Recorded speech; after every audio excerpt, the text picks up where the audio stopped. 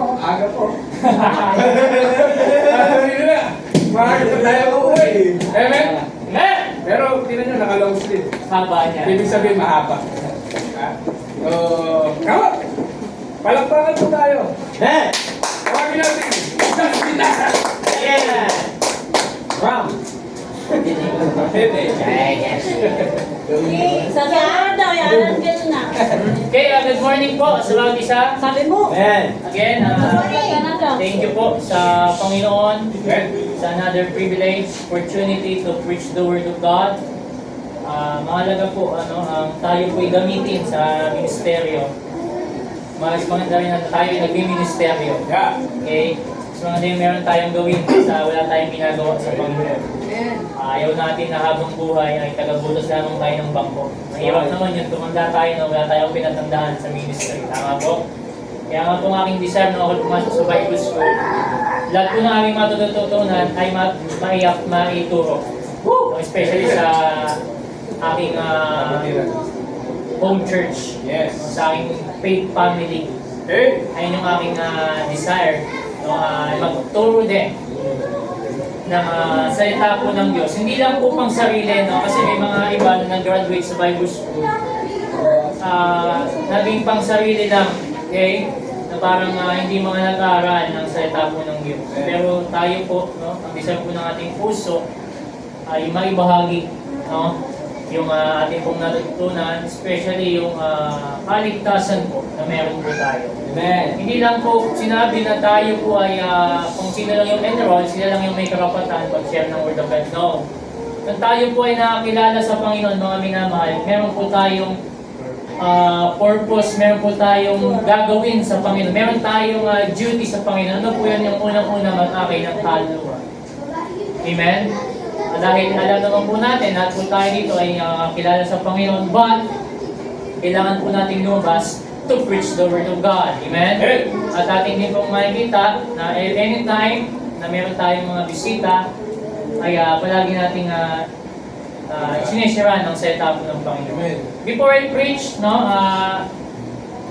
gusto ko pong sharean yung ating pong bisita, si Sharing, ayun po yung nasa likod ko, kasama ni Brother Lito.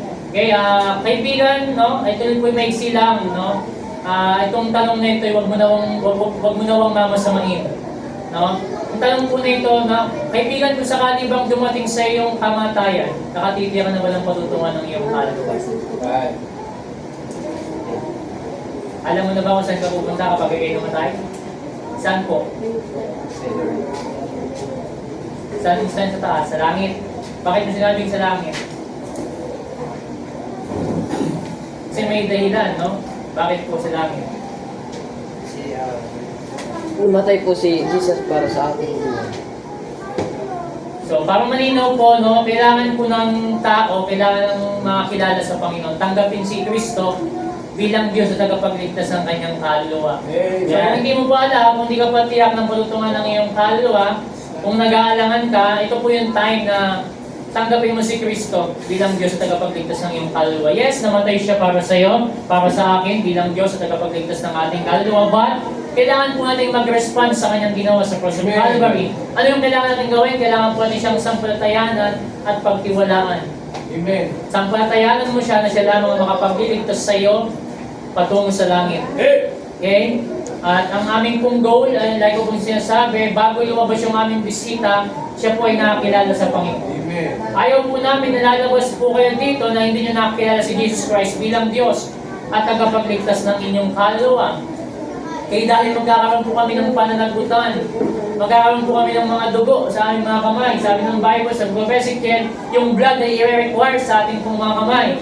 At ayaw naman po natin, mga minamahal, na kung saan yung dugo ng taong yan ay i-require sa ating mga kamay. So sa ating mga bisita, once na napapakinggan mo na ang Word of God, namiminig mo na ang preaching ng Word of God, at hindi mo tinanggap si Kristo bilang Diyos at tagapagligtas ng iyong kaluluwa, ikaw na mismo may pananagutan sa Kanya. Amen? May nag-invite sa iyo, and yet hindi mo pinakinggan ang gospel na si Kristo ay namatay, inilibing at muling nabuhay sa mga patay, patuloy na siya Diyos, na kaya Kanyang dalhin sa langit. Hindi mo pwedeng sabihin, kaibigan, na ikaw ay meron ng inaatinan na church. Ang church po ay hindi makapagliligtas ng kaluluwa ng tao. Sabi po yung mga Bible Bible Believers Baptist, kahit hindi kayo maging Baptist, hindi ka kaya iligtas ng aming pinagbibilang denomination. Hindi ka kaya iligtas ng aming pastor. Kahit ako po nagsasalita nito, hindi ko po kaya iligtas. Kahit ang inyong pastor o ang inyong inamin na simbahan, hindi kayo kaya iligtas niyan. Tanging si Kristo lamang ang daan patungo sa langit. The Bible says, Jesus saith unto him, I am the way, the truth, and the life. No man cometh unto the Father but by me. Ibig sabihin, kailangan mo munang dumaan sa Panginoong Kristo bago ka mapunta sa langit. Amen. Kung meron pong Diyos Ama sa langit, ang tao po, sabi ng Bible, ang lahat ng tao ay nagkasala at hindi nakabot sa kaluwalhatian ng Diyos. Pero kung pumagitna, ang pangalan po ng pumagitna, walang iba sa Kristo na namatay sa cross ng Kalbaryo upang tubusin ako sa ating pong mga kasalanan. Simple lamang po ang kaligtasan. Ayaw po namin na kayo po'y mapunta sa impyerno. Ayaw din po nung nag-invite sa inyo na kayo po'y mapunta sa impyerno. Amen. Kaya po meron pong plano sa iyo ng Diyos. May plano sa iyo ng Panginoon na makakilala ka sa araw na ito. Dahil ang kamatayan po ay tiyak, hindi natin alam kung tayo po'y buhay pa mamaya. Paglabas mo dyan, pwede na kayo mamatay. Paglabas mo dyan, pwede na kayo mamatay. The Bible says, and as it is appointed unto man once to die, but after this, the judgment. Nakatakda sa isang tao na minsan mamatay pagkatapos ito ng pag-uukom. Maraming doktor, maraming pong nasa ospital na kung saan sinasabi na tinataningan nila isang tao na kung saan 3 buwan na lamang itatagal mo, pero minsan sumasablay po yun. Amen? Pero makikita po natin ang Bible po, sabi ng Bible, nakatakda sa tao ang mamatay ng minsan at ang pagkatapos nito yung pag-uukom. Kung mamamatay po tayo, ang tanong saan po tutungong ang ating kaluluwa. Kaya gusto po natin na malaman nyo, no, ang kaparaanan ng kaligtasan. Hindi sa mabubuting gawa, hindi sa paggawa ng mabuti. The Bible says, for by grace are ye saved through faith, and that not of yourself, it is the gift of God. Ibig sabihin, ang buhay na walang hanggan po ay regalo ng Diyos. Amen? Anong gagawin mo sa regalong buhay na walang hanggan na yan? Tanggapin mo si Kristo. Tanggapin mo yung inaalok niyang buhay na walang hanggan sa'yo. Amen? Nung kami po nakakilala sa Panginoon, tinanggap namin si Kristo, hindi po kami gumawa ng mabuti. Amen? Gumagawa kami ng mabuti dahil kami po iligtas na. We are saved to serve. Amen. Amen? Malinaw po na dapat nating maisip. Maunawaan na tayo po ay ligtas. Kaya tayo gagawa ng mabuti. Hindi po tayo maliligtas. Kaya po tayo dapat gumawa ng mabuti. No!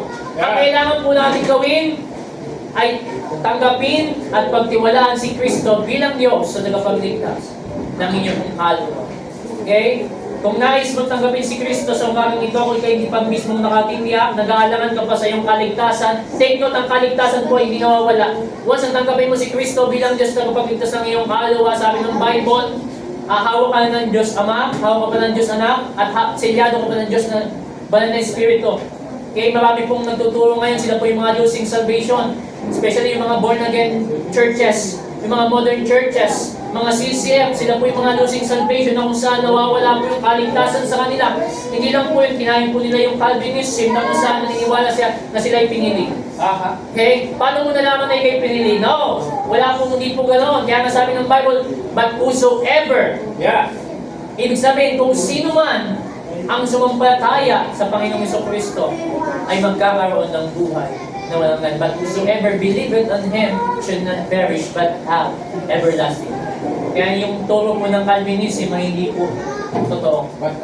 Okay, sabi ng Bible, but as many, so marami po ang makakilala. But as many as receive Him to them, give Him power to become the sons of God. Kung gusto mong magkaroon ng kapangyarihan, maging anak ng Diyos, tanggapin mo si Jesus Christ bilang Diyos sa tagapagligtas sa iyong pati. Amen? Kami po hindi nagkulang sa paalala na huwag kang mamamatay ng walang Kristo sa iyong puso. Okay? Hindi na po natin pakatagalin pa. Tayo po ay dadako sa ating pong mensahe. So, umagang ito, tayo po ay tatayo sa pagbibigay galang sa salita ng Diyos. Mrs. Ricky. Tayo po ay tatayo sa Book of John, chapter 15. Verse number 5, matatanong po tayo sa 2 Timothy chapter 3, verse 5. Pares, verse number 5. John chapter 15, verse 5. At 2 Timothy chapter 3, verse 5. Okay? So po natin ang ating mga Bible, which is the King James Bible, the perfect Word of God. Hindi po lahat ng Bible ay salita po ng Diyos. Meron po mga tinatawag na so-called Bible. Amen? Yung mga corrupt, yung mga Tagalog, hindi po yung salita ng Diyos. Tawag po yan, the Devil's Bible. Amen? Tanging ang King James Bible lamang po ang nag-iisang salita ng Diyos. Amen. For the word of God is quick and powerful. Amen? Makita po natin ang ating pong mensahe sa oras po nito. The book of John, chapter number 15 verse 5 and 2 Timothy chapter 3 verse number 5. No, ang hiling ko lang po sa inyo ay yung inyo pong undivided attention. Amen. Huwag niyo po akong tutulugan. Eh, ayaw ko po nang tinutulugan ako last Sunday, muntik na ako merong babae. Kung pagka sinabi kong pagbababa ko, nagising siya and she smiled. No, nagulat siya na baka siya babae. So, kailangan natin i-preach ang katotohanan na huwag po dapat natin tulugan ng salita po ng Panginoon. Amen? Amen. Okay, John chapter 15 verse 5, the King James Bible says, I am the vine, ye are the branches. He that abideth in me, and I in him, the same bringeth forth much fruit. For without me, ye can do nothing. 2 Timothy chapter 3, verse number 5. 2 Timothy chapter 3 verse number 5, ang sabi po ng Bible sa 2 Timothy chapter 3 verse 5, the King James Bible says, having a form of godliness, but denying the power thereof, from such turn away. The title of this message is Life Without Power. May the Lord bless His holy word. Tayo po'y manalangin. Dakilang Diyos amang banal na nasa langit na makapangyarihan sa lahat. Muli salamat po, Diyos, sa pagkakataon na makapangaral ng iyong salita dito po sa lugar po ng Marikina, sa inyong mga anak. At salamat, Panginoon, sa pribilehiyo na kami po'y matuloy na makapaglingkod sa inyo. Wala man, O Diyos, ang aming pong pastor. Salamat. Nagpapatuloy po ang inyong pong gawain dito po sa Faith Baptist Church Marikina. Panginoon, itago niyo po ako sa inyong pong likuran, ang inyong pong kapurihan, kalwalatian ang siyang maitaas, Panginoon, ang inyong pong salita, ang patuloy na makita, hindi po ang aming sarili. Dalangin po, Diyos, ano man ang nakikita niyong kamalian, kasalanan sa akin sa oras po na ito po yung piningi ko po ng kapatawaran upang maging karapat-dapat po na mangaral ng inyong pong salita, maging karapat-dapat sa pagtanggap ng mga pagpapala mula po sa inyo. Maraming salamat po, Diyos, sa umaga po na ito. Ito lamang po ang aming panalangin sa Panginoon Jesus na aming tagapagligtas. Amen. At amen. Tayo may mga kapatid na title of this message, Life Without Power. Amen. Our lives are like vapor according to the book of James chapter 4. Okay, binanggit sa book of James na kung saan, whereas you know not what shall be on tomorrow, or what is your life, it is even a vapor that appeareth for a little time, and then vanisheth away. Kaya nga po mga minamahal, mahalaga po na makita po natin yung ating pong buhay ay kinumpara lamang sa isang hamog o isang singaw na magdaraan ng panandalian at maglalawin. Gaano lamang kabilis po yun. Ibig sabihin yung buhay po natin sa araw-araw ay walang katiyakan kung hanggang kailan tayo mabubuhay. Amen? Pero mga kapatid, kaya po tayo na lang ating pong mensahe, Life Without Power. Minsan po, meron pong mga tao na kung saan sila po'y buhay, ngunit sila po'y patay spiritual. Amen? All our lives are like a vapor according to the book of James chapter 4. If we reflect that when we are not in the presence of the Lord Jesus Christ, we are like a zombies. Yes, we can say that we are alive, but because of the sin we inherited from our ancestors, which is Adam and Eve, we are spiritually dead. Okay? Nung tayo po'y wala sa Panginoong Jesucristo, mga minamahal, tayo po'y patay sa harap ng Diyos. We are spiritually dead. Amen? Kahit na tayo ay buhay, may ginagawa ka sa pang-araw-araw, pero mga kapatid, ang tao pong wala kay Kristo, siya po'y patay sa harap ng Diyos. Amen. Amen? Dahil ayun po yung minana po natin sa ating kanununungan, walang iba sa Eva at Adan. Yung ating ituturo kanina, di ba, sa Romans chapter 5, verse number 12, wherefore, as by one man's sin entered into the world. Okay? Yung kasalanan po na minana natin kay Adam, kaya ayun po yung dapat na maalis. Ang tawag po doon, original sin. Amen. Great. E sasabihin na, bakit preacher, nagkakasala po rin tayo, at Christian na tawag po doon, committed sin. Pero mga kapatid, kahit na tayo po'y nagkakasala, thank God, sabi ng Bible, if we confess our sin, He is faithful and just to forgive us our sin and to cleanse us from all unrighteousness. Pero mga kapatid, mga minamahal ko sa Panginoon, wag po natin gawing lisensya ang 1 January 9. Hello? E marami pong Kristiyano, ginagawa pong lisensya yun. Na kung saan, kahit magkasala ako, meron namang 1 January 9. No! Naabuso mo na yung naabuso mo yung kalayaan na meron ka. According sa Galatians chapter 5, verse number 13, huwag nating abusuhin yung ating pong kalayaan na meron tayo mula sa Panginoong Jesucristo. Hello, maganda yung kalayaan po niyan paggamit mo sa Diyos. Amen. Malaya po tayong mangaral ng salita ng Diyos. Hello! Amen. Nakita po natin mga kapatid, nung namana po natin yung ating pong kasalanan na yun sa ating mga dinuno, walang iba si Eva at Adan, tayo po'y patay spiritual, but thank God, nung tayo po ay nagkaroon ng Kristo sa ating buhay, according to John chapter 1, verse number 12, but as many as received Him, to them gave Him power. Hello? Power to become the sons of God. Even to them that believe on His name. Kung sino man yung sumampalataya, tumanggap sa Kanyang pangalan, siya po ay magkakaroon ng kapangyarihan maging anak ng Diyos. Amen. Hello? Di ba napakaganda? Na kung saan wala man tayong superpower, na kung saan yung iba diba, tawag nila mga anting-anting. Alam niyo po yung kapangyarihan ng pinakamaganda, ang kapangyarihan maging anak ng Diyos. And marami po sa atin, especially sa lugar po ng Pilipinas, sila po meron pang mga tinatawag ng mga anting-anting. Okay? Meron pa silang mga yung mga naglalakin. Okay? Nung aking pong kaluluhan, no, yung lolo ko sa tuhod, yung tatay nun. Hindi ko na, baka lolo ko na sa talampakan yun eh. No? Nung siya po ay nabubuhay, ito po yung kwento na kung saan may mga saksi, may mga buhay pang patotoo hanggang ngayon. Kaya nanay kwento sa amin. Na kung saan kaya niyang magsabit ng sombrero nang wala namang pako. Ibig sabihin, isampid niya lang yung kanyang sombrero na ano na dyan. Nakasabit niya, wala namang pako. Why? Meron po siyang anting-anting.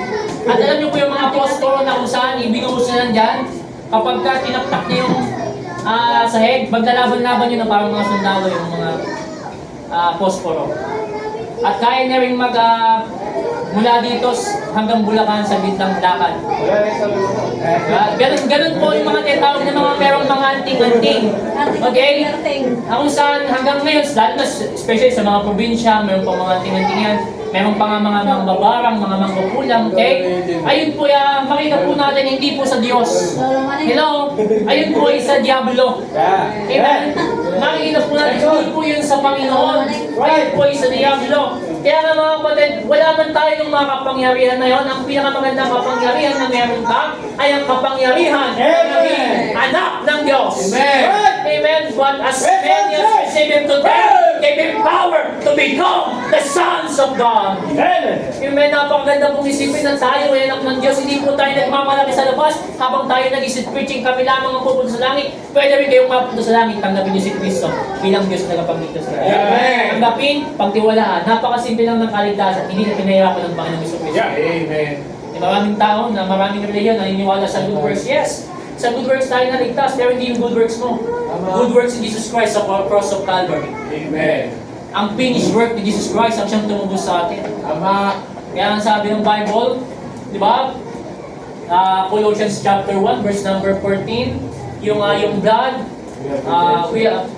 redemption through His blood. Nagkaroon po tayo ng katubusan dahil po sa dugo ni Kristo na kung saan dumanak sa cross of Calvary 2,000 years ago. Hindi lamang yung kaligtasan po, hindi lamang yung maging anak ng Diyos, ang ating pong tinatawag na power. Acts chapter 1, verse number 8. Makikita po natin, meron din tayong kapangyarihan dito, Acts chapter 1, verse number 8. But ye shall receive power, hello, after that the Holy Ghost is come upon you, hello, and ye shall be witnesses unto me both in Jerusalem, in all Judea, and in Samaria, and unto the uttermost part of the earth. Makikita po natin mga minamahal ko sa Panginoon. Ito pong Acts chapter 1, verse number 8. Ito po yung power na kung saan meron na tayong banal na Espiritu. Anong gagawin natin? Sabi dyan, and ye shall be witnesses. Hello? Maging witness, maging saksi po tayo. Kung meron mang tunay na saksi ni Jehovah, walang iba tayo po yun. Amen. Hello, hindi yung saksi na kung saan nakatayo dyan na nagbibigay ng mga pamphlets, yung may mga istante, may mga libro, hindi sila yung tunay na saksi. Ang tunay na saksi tayo, hello? Dahil tayo po yung mga saksi na kung saan ipakilala si Kristo.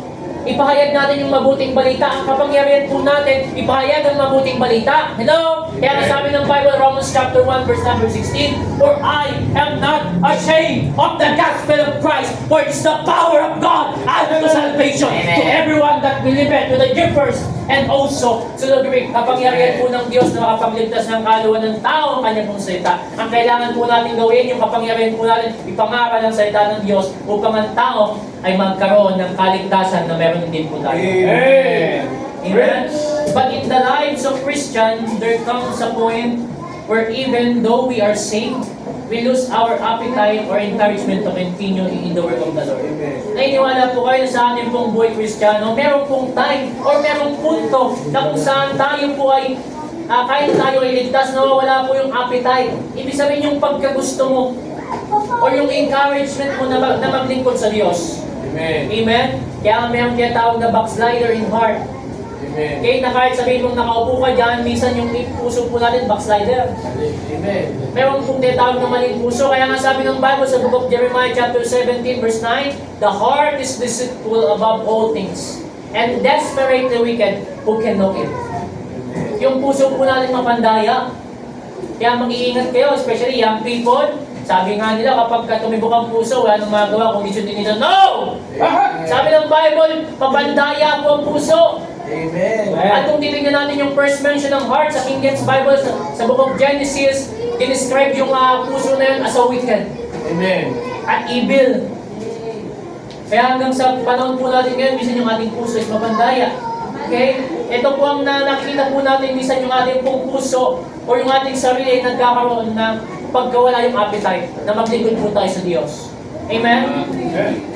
To continue in the work of the Lord because we become discouraged and lose strength because of we ourselves. Minsan, nagiging dahilan din po na kaya tayo hindi nagpapatuloy sa gawain ng Panginoon dahil din po sa ating sarili. Amen. Hello?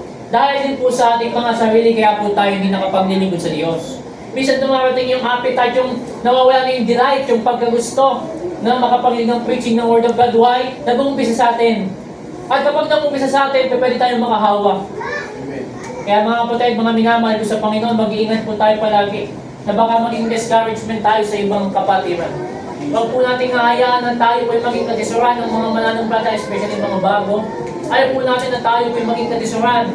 Amen? Yung makita lang po natin ng bawat kapatiran, encouragement na po yun na magpatuloy sa gawain ng Panginoon. Although hindi po tayo tumitingin sa mga tao, pero mga kapatid, napakalaga pong ating tingnan. Hindi man tayo tumitingin sa tao. Once na makita mo yung kapatid mo sa Panginoon, na masaya, na naglilingkod sa Panginoon, nagiging masaya ka rin. Amen. You know, hindi mo lang pagkanda isipin, meron kang kapatid sa pananampalataya, meron kang yung tinatawag ng pamilya ng faith. Yeah. Dito mo sa pamilya ng faith, wala pong plastic, you know? Amen. Papasalamat ako, meron ako mga ate, kuya.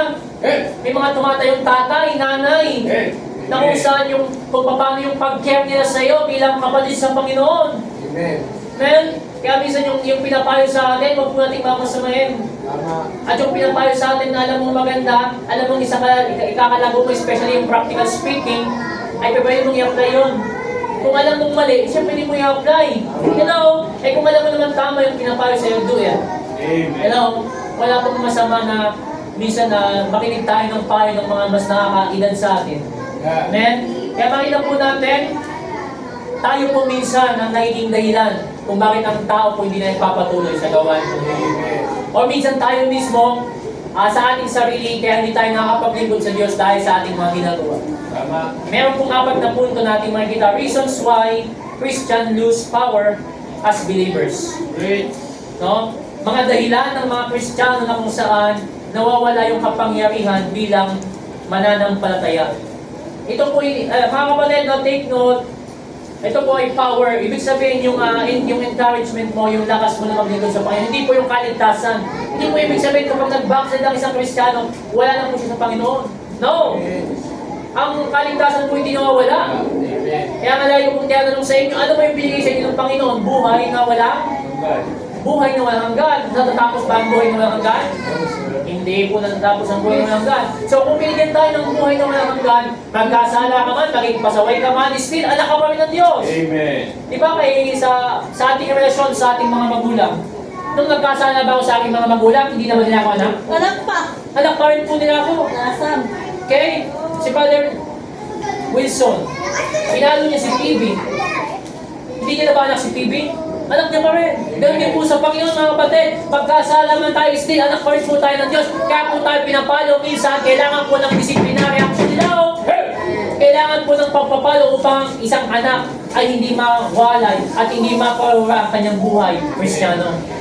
At ayaw po ng Diyos na tayo po bilang mga anak ng Diyos ay maging pasaway sa kanyang harapan.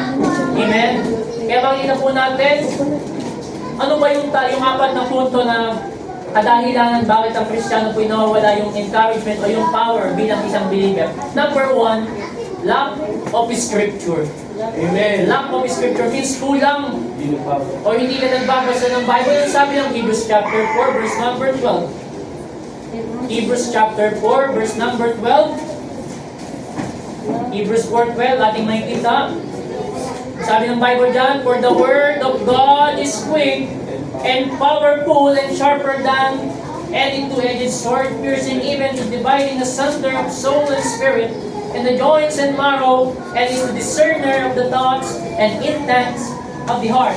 So makikita po natin mga kapatid, lack of Scripture, naniniwala po tayo na ang salita po ng Diyos ay buhay, hindi lamang sa buhay, ito po ay makapangyarihan. At sabi dito, sharper than any two-edged sword. Kaya makikita po natin mga kapatid, ang kahalagahan po ng pagbabasa po ng Bible. Subpoint letter A, Scripture reading. Subpoint letter A, Scripture reading. Ano sabi ng Isaiah chapter 34 verse number 16? Isaiah chapter 34 verse number 16. Nandiyan pa po kayo? Isaiah chapter 34 verse number 16.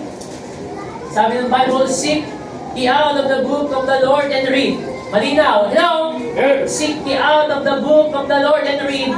No one of these shall fail. None shall want her made, for my mouth is commanded, and His Spirit it hath gathered them. Mahina po natin na sabi ng Bible, seek ye out of the book of the Lord and read. Hello, sino po dito yung na-maintain niya yung pag-ising niya ng umaga, nagbabasa pa ng Bible? Okay? Walang halong kahipokrituhan. Sino po dito nagbabasa po ng Bible pag-ising niya ng umaga? Minsan lang. Minsan nawawala na kahit yung pananampalataya, yung pag-pray natin sa Panginoon, nawawala na. Pray pa God. Huwag po natin wawalain. Kahit isang chapter, bawat... Ako po nagpapasalamat ako sa Panginoon sa naging preaching ng isang... Ito ngayong guest preacher dito. 2023, sabi niya, sino dito yung pagka-gising ng umaga nagpe-pray ko siya? Siyempre guilty ako, that time hindi ko nagagawa. Sino dito yung pag-gising ng umaga nagbabasa ng Bible? Minsan lang. Hindi niya pa rin hindi ko pa rin nagagawa. Minsan lang. Hindi ko pa rin nagagawa. So, dumating yung pagkakataon na kung saan in-apply yung message na yun. At sa biyaya po ng Panginoon, hindi sa pagmamalaki, hindi sa pagmamataas. Amen. Wala po tayong itinataas po dito, walang mga Panginoon lamang. Amen. No? Anytime, pag-ising ko po ng umaga, pag-pray, and then read, may Bible. Kaya basa ko po ang Bible, sa biyaya po ng Panginoon na nasa Book of Luke na po tayo. Natapos ko na siya ng isang beses at Lord willing, itong year po na ito ay matapos ulit sa pangalawang beses, sa pangalawang pagkakataon. Maganda po nang babasa tayo. Hindi po itong pabilisan. Mahalaga na ninanamnam po natin yung sinasabi po ng Bible. Yung habang tayo nagbabasa, meron kang naunawaan. Kasi minsan ang katuwiran ng Kristiyano, ang dadahilan niya, nahihirapan ako intindihan King James. No. Ganyan naman po lahat. Hintayin mo lang yung pagkakataon mo na kung paano ipaunawa sa'yo ng banal na Espiritu yung sinasabi niya na. Hindi nyo napapansin mga kapatid, sa tuwing tayo nagbabasa ng Bible, hindi mo man yan maunawan isang araw kapag dumating yung problema sa'yo, may maalala kang verse. Dahil nagbasa ka ng Bible, hello? Paano kapag hindi ka nagbabasa ng Bible? Ano yung panlaban mo kapag dumating yung problema sa'yo? Minsan kapag dumarating yung discouragement sa akin, merong isang verse na tumatang sa aking isip, all things work together for good. Hello? Ano man yung nangyayari sa ating hindi maganda? Maganda man ito or hindi maganda? Ang sabi ng Bible, all things work together for good. Ibig sabihin mga kapatid, meron tayong natutunan sa salita ng Panginoon. At minsan dumarating din po yung pagkakataon na bago kung nag-attempt ka na magkasala, meron pa pala sa'yo na verse. Ang lagi mo parang sa akin na verse, thy word have I hid in mine heart that I may not sin against God, against thee. Hello? Hindi mo, may iwasan po tayo magkasala. Why? Pero kang scripture na naitanim mo sa iyong puso. Di ba paano kapag hindi tayo nagbasa ng Bible? Paano tayo magiging paglaban sa araw-araw nating buhay? Kaya nga sabi ng Bible, man shall not live by bread alone, but by every word that proceeded out of the mouth of God. Hey! Hindi lamang sa tinapay na bubuhay ang tao, kundi sa bawat salita na mumutawi sa bibig ng Diyos. Ito po yun, no? Bible. Huwag po natin hayaan na matatapos ang isang araw, hindi ka nakapagbasa kahit isang verse. Sabi nga ni Brother William, Dalawang verse. kahit isang verse lang, makatalo ka pa nun sa isang araw. Nakakahiya sa Diyos, di ba? Nakakahiya sa atin, mga kapatid, tayong mga mananampalataya, tayong mga Bible believer, hawak natin yung sandata ng Panginoon, yung Word of God, yung salita ng Diyos, tapos hindi natin magawang basahin. Amen. Minsan ang problema po sa Kristiyano, application. Hello? Number one na ating kukulang, lack of Scripture. Subpoint letter A is Scripture reading. Kaya ka binanggit yan, diba? Joshua chapter 1. Verse number 8. Joshua chapter 1, verse number 8. Ang sabi ng Bible. Hello, ano ba kayo? This book of the law shall not depart out of thy mouth, but thou shalt what? Thou shalt meditate therein day and night. Hello? That thou mayest observe to do according to all that is written therein. For then thou shalt make thy way prosperous. Wow, thank God. And then thou shalt have good success. Alam niyo po ba yung word na success? Isang beses lang siya na-mention sa King James Bible. Joshua, chapter 1, verse number 8. At yung successful po na yung mga kapatid, nakakonekta sa Word of God. Wow! Gusto mo maging successful? Unahin mong salita ng Diyos. Amen. And Thou shalt meditate therein day and night. Hindi lamang kapag gusto mo, saka magbabasa ng Bible. Hello! Day and night. Umaga. Hanggang gabi. Okay, Pastor. Eh minsan, sabi, may trabaho kami, may nag-aaral kami, lahat po tayo may trabaho, lahat po tayo nag-aaral. Yeah. Pero kailangan po natin gawin yung ating tungkulin bilang mga anak ng Diyos. Mga kapatid, tayo po iligtas. Hindi po tayo kagaya ng mga modern churches nowadays. Eh minsan nakakaya, yung mga modern churches, eh, sila pa yung nagbabasa ng Bible, yung Bible believer, hindi nagbabasa ng Bible. Yeah. Shame on us! Hey! Hello? Mga kapatid, Scripture. Lack of Scripture. Subpoint letter B, di ba yung subpoint letter A is Scripture reading, letter B is Scripture study. Yung pag-aaral po ng salita ng Panginoon, 2 Timothy 2:15, ang sabi ng Bible, what? Study to show thyself approved unto God, a workman that needeth not to be ashamed, rightly dividing the word of truth. Now, makita po natin mga kapatid, napakalaga po ng study. Why? Kapag tinisnan po natin ng King James Bible, yung word na study sa command. Ito po yung utos ng Diyos na naaralin po natin ang kanyang pong salita. Andiyan pa po kayo? Yeah. Man is study to show thyself approved unto God, hindi approved unto man. Yeah. Sabi ng Bible, approved unto God.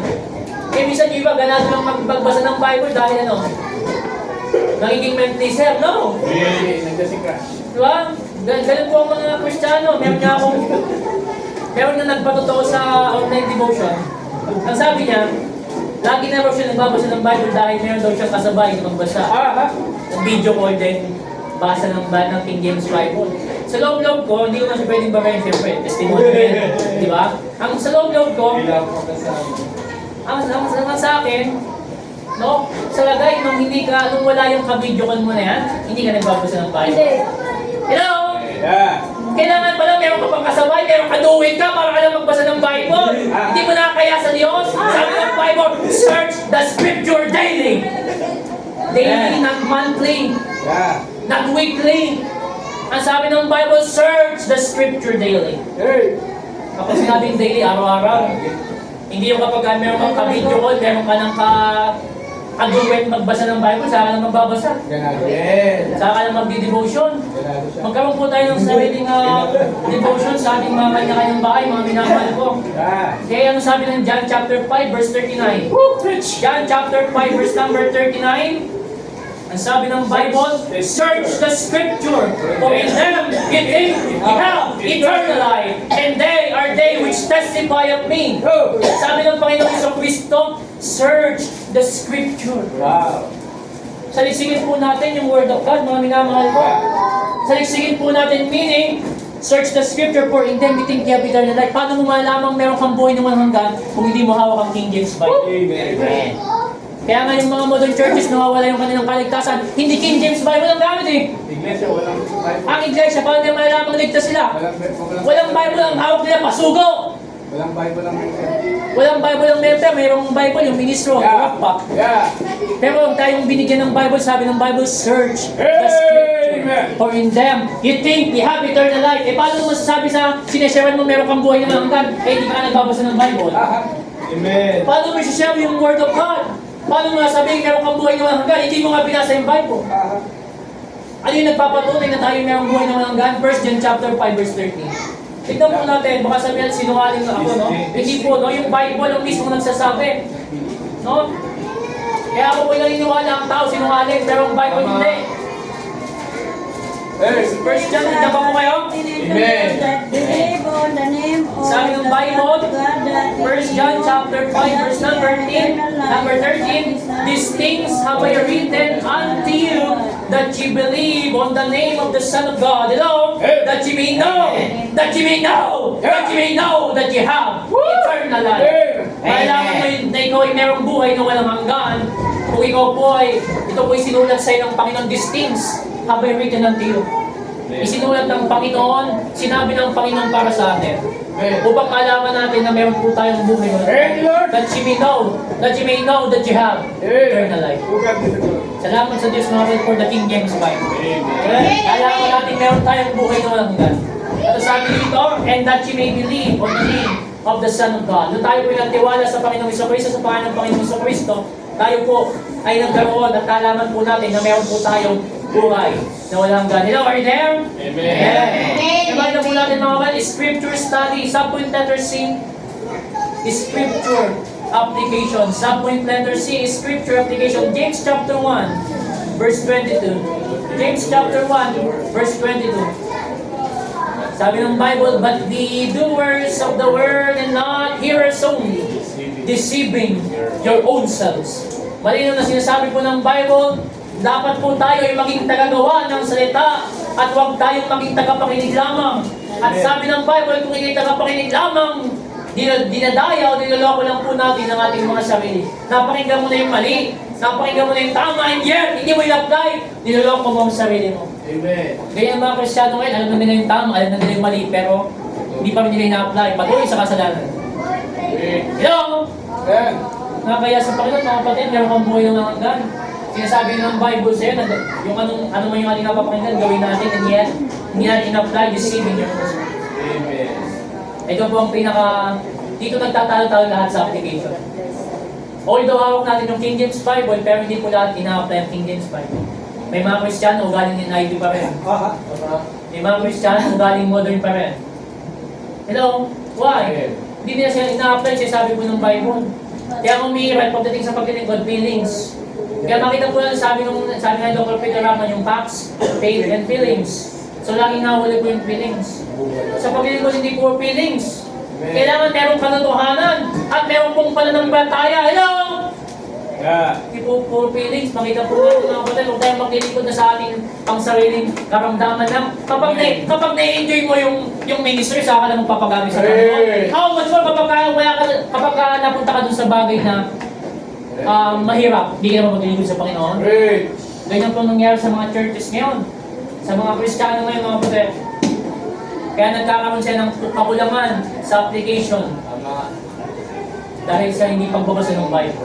Sabi nga ng Bible, Psalms 119 verse 11, thy word have I hid in mine heart that I may not sin against thee. Application po yun. Ibig sabihin, kapag ikaw ay meron ng word of God sa iyong buhay, kapag hindi ka nagagawa ng kasalanan dahil meron kang naalala sa word of God, natawag po ng application. Yeah. Ayaw mo na magkasala, why? Meron kang preaching na napakinggan ng word of God, hello? Yes. Meron ka napakinggan na kung saan encouragement sa'yo kung magpatuloy sa gawain ng Panginoon. Amen? Di ba lagi na narrated, magpatuloy ka, hindi ka nagpatuloy, ikaw ang may kasalanan. Amen. Why? Sinabi na sa'yo na magpatuloy ka. Yeah. Ano sabi ng Bible? Therefore, my beloved brethren, be steadfast unto the Lord, always abounding in the work of the Lord, for as much as ye know that your labor is not in vain. 1 Corinthians 15:58. Ibig sabihin mga kapatid, mga minamahal, is steadfast, yung hindi ka malitinan. Amen. Kung araw-araw ka na nagbabasa ng Bible, magpatuloy ka sa pagbabasa ng Bible. Huwag kang magpapahatak. Kung yung iba hindi nagbabasa ng Bible, magpatuloy ka sa pagbabasa ng Bible. Amen. Kung iba hindi nagpe-pray, mag-pray ka!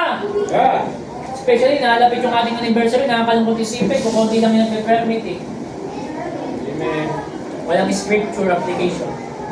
Ano sabi ng Bible? Napakalaga po ng prayer meeting. Hello? Kaya ako nagpapasalamat tayo sa Panginoon mga kapatid.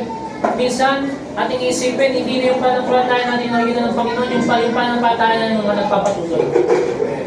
Kaya, nakakita niyo po yung isang kwento, yung isang sa Bible na kung saan yung may sakit. Di ba dinila nila yung kanilang kaibigan sa Panginoong Kristo? Kung ibinaba sa gitna ng Panginoon, yung binutas pa yung taas, and then binaba sa gitna ng Panginoong Kristo. Alam niyo po, hindi naman ang nakita ng Panginoong Kristo, hindi yung pananampalataya ng may sakit. Ang nakita ng Panginoong Kristo, yung pananampalataya ng mga kaibigan niya. Minsan sa ating pong buhay Kristiyano, mga kapatid, ang nakikita ng Panginoon, yung pananampalataya ng mga nagpapatuloy. Kahit hindi tayo nagpapatuloy, salamat, mayroong nagpipray. May nagpipray para sa atin na tayo magpatuloy sa gawain po ng Panginoon. Kaya napakasaya, napakasarap maging Kristiyano. Why? Merong concern sa'yo. Amen. Nung tayo po lumalayo sa kalooban ng Panginoon, may nag-pray sa'yo. May nag-pray sa atin. May nag-encourage sa atin. Kapatid, patuloy ka lang. Diba? Kaya naman masarap maging Kristiyano. Sabi nila, boring maging Kristiyano. Di ba? Ang tanong ko lagi sa mga nagsasabing boring ang pagiging Kristiyano, ang tanong, meron bang masaya sa impyerno? Amen. Hello? Ano pa po kayo? Meron bang masaya sa impyerno? O kahit sa'yo mo ikay ligtas na, pero sinabi mong boring ang pagiging Kristiyano? Sabi ng Bible, examine yourselves, whether ye be in that pray. Prove your own selves. Examine mo yung sarili mo, baka hindi ka ligtas. Ano sabi ng Bible, prove your own selves. Kung ikay ligtas, patunayan mo sa Panginoon. Kailangan mayroon tayong pag-kilos rin sa gawain po ng Panginoon.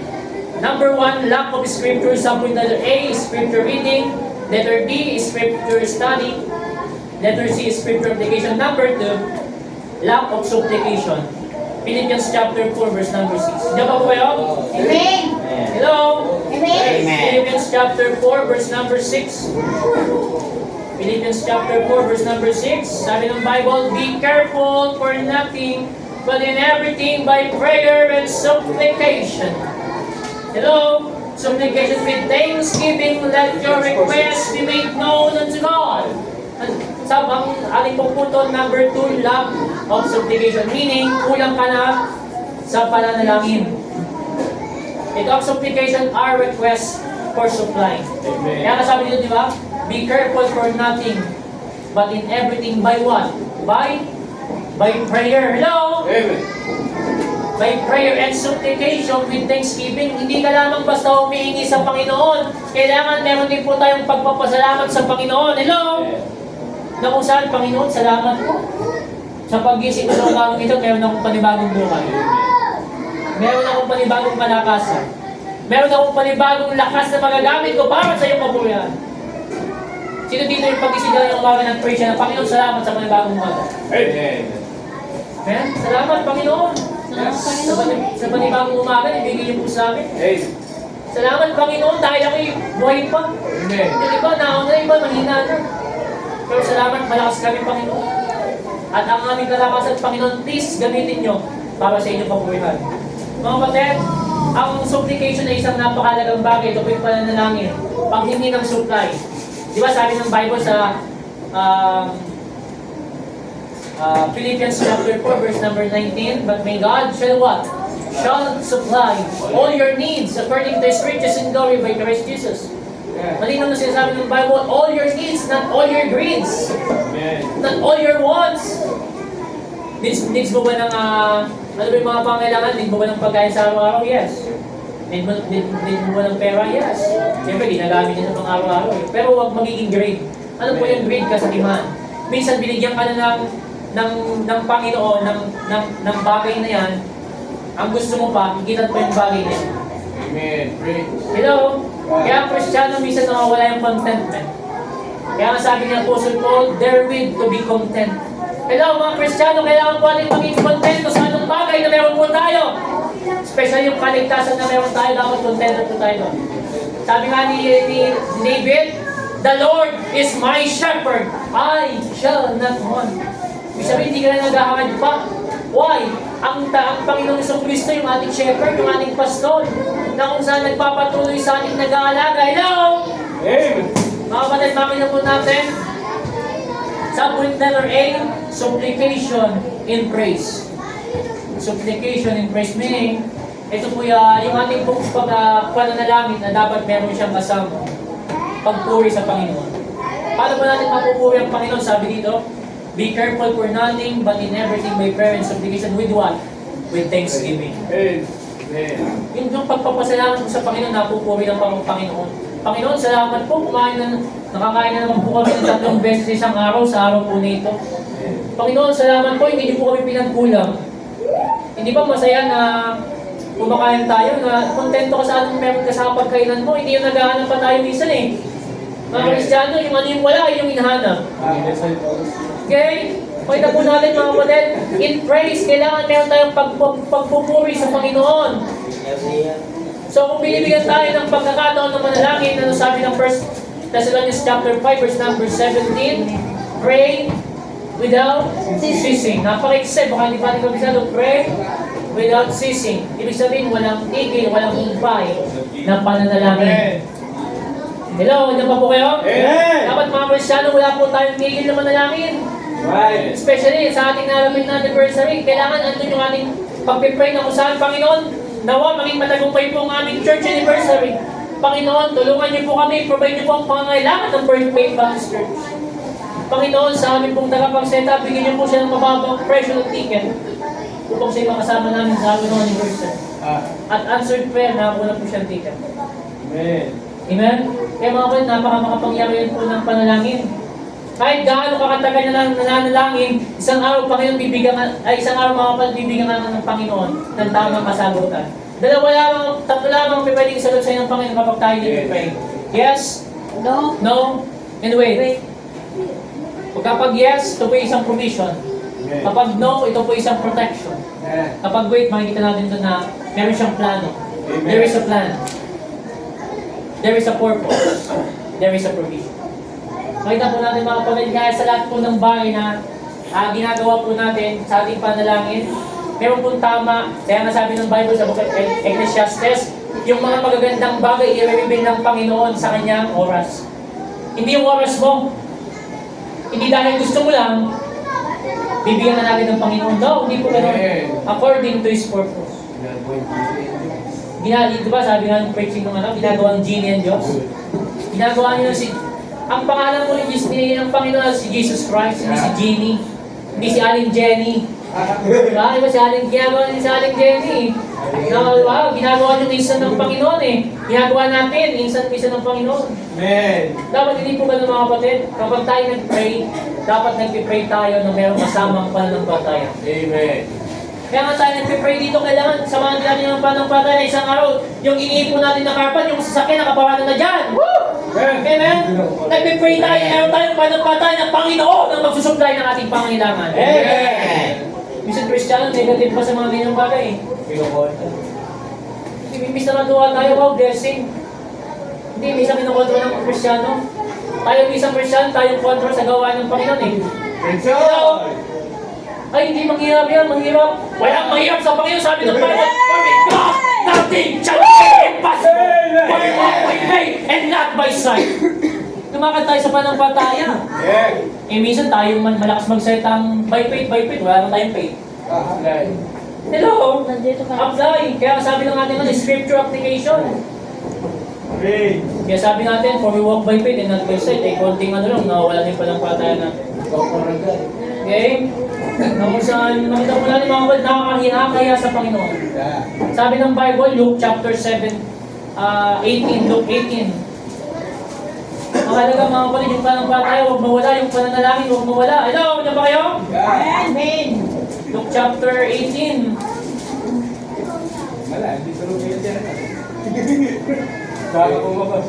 Sabi ng Bible, Luke 18 verse 1, and He spake a parable unto them to this end, that men always to what? Always to pray and not to faint. Ibig sabihin, hindi mawala. Ibig sabihin, always, yung old meaning, ito po yung duty, na tayo po ay, manalangin, always always to pray.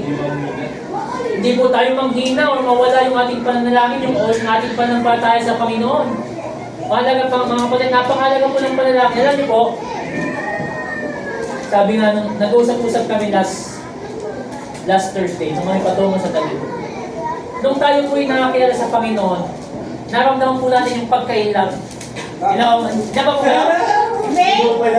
Diba sabi ng Bible, nevertheless, I have somewhat against thee because thou hast left thy first love. May mga Kristiyanong iniwan nila yung kanilang first love. Yung first love natin mo ng iba si Jesus Christ.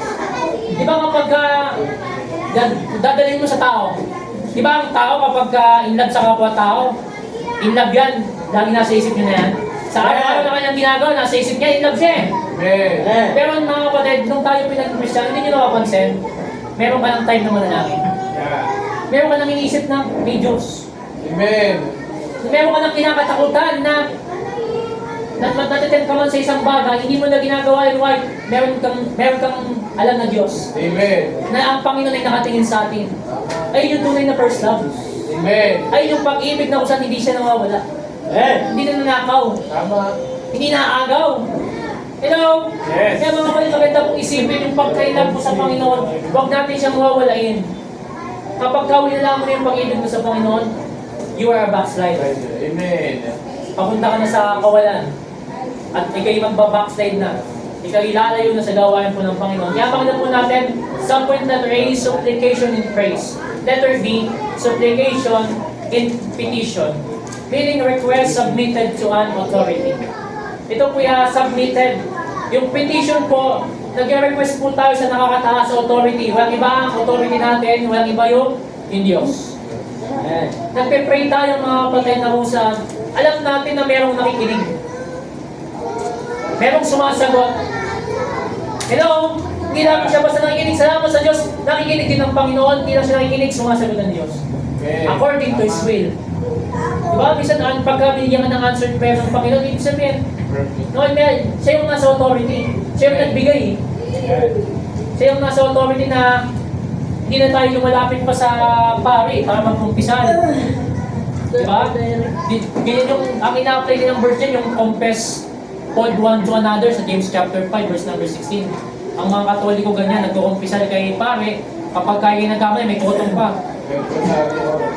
May ganun pong nangyayari mga kapatid. Nagkasala yung isang bata dahil nagkumpisal sa kanya nung ginawa ng pare, pinutungan. Tama ba yun? Kaya mga kapatid, malinaw po na dapat kapag tayo po'y hihingi ng tawad at tayo po'y manalangin, direkta sa Diyos. Amen. Walang problema pag manghingi tayo ng panalangin sa iba. Pero yung ating pong prayer ay meron pong petition na alam natin yung sinasubmit natin sa authority, sa nakakataas. Amen. Hindi yung sasabihin mo, Brad, isama mo naman sa panalangin, hindi ka naman nag-pray. Sis, sama mo naman sa panalangin, hindi ka naman nag-pray. Paano sasabihin ng Panginoon, ikaw mismo, wala ka pa naman tayo. Amen. Hello? Mga kapatid, supplication and petition. Letter C, supplication and penitence. The action of feeling or showing. Yung penitence na kung saan meron pong action or meron kang ginagawa, hindi ka lang basta nag-pray. Minsan kailangan din po natin ng yung pag-iyak. Amen. Supplication in penitence. Yung penitensya, P-E-N-I-T-N-C-E, penitence. Di ba sa mga nagpipetensya, paano nila pinapakita kapag mahal na araw yung kanilang pagiging deboto? Ang ginagawa naman nagpipetensya, nagpapapako sa krus. Hinahambalos yung kanilang mga sarili, ang tawag ng penitensya. Pinapakita nila yung kanilang pagiging deboto sa kanilang reliyon. Sa atin mga kapatid, yung ating pong pag-ibig sa Diyos, kailangan po natin ipakita. Yung ating pananalangin, yung ating pong pananampalataya sa Diyos, kailangan po natin ipakita sa pamamagitan ng pag-iyak at pagluhod. Anong ginagawa niyo tuhod na yan? Ba't di mo inapit sa old fashion natin? Amen. Hello? Minsan, ang sarap umiyak sa Panginoon, mga kapatid. Dahil alam mo yung iniiyakan mo, nakikinig. Amen. Kapag ginawa mo yun sa kaibigan mo, umiyak ka sa kaibigan mo, abdi naman nito. Tawanan ka na. Tatawanan ka yan, especially kung unbeliever pa yan. Bakla ka? Kapag ka umiyak, bakla ka ba? Diba? Pero upang sabihin ka sa Panginoon mga kapatid, hindi po karuwagan, hindi kaduwagan ng pag-iyak. Hindi po pagkawala ng paglalaki ng pag-iyak. Hello? Ano ka ba, Jay? Diba, mga ganyan kayang isip kapag umiyak ka sa Panginoon, isip nila, malambot ka, balik ka. Hindi po. Pray. Ang tunay na katapangan, yung sumusuko sa Diyos. Diba? Ang tunay na katapangan, hindi yung marami siyang pinatay. Ang tunay na katapangan, hindi yung marami siyang ginawang ninakawan. Ang tunay na katapangan yung merong paglood sa Diyos. Ibig sabihin, alam niya yung Diyos na kung saan may kapangyarihan at anytime may pwedeng gawin sa Kanya. Ang tunay na katapangan ay meron kang pag-iyak at meron kang paglood sa Diyos. Amen. That's right. Hindi po yung kawalan ng paglalaki o kawalan ng pagkatao. Ngayon, iniiyakan mo nga yung nang iwan sa'yo. Gagawin mo. Hello? Tapos pagdating sa Panginoon, di ka makayak sa Kaya Panginoon. patigas yung puso. Kaya patigas sa ating mga puso. Dapat mga kapatid, mas lalo tayong umiyak sa Panginoon dahil ang Panginoon nakikinig. Ang Panginoon sumasagot. Minsan masarap mag-pray na meron kasamang pag-iyak eh. Dahil alam mo mga kapatid, meron tong isang araw bibigyan ng sagot ng Panginoon. Well, iniyak mo sa Panginoon eh. Hello, niya pa po kayo? Some point letter C, supplication and penitence.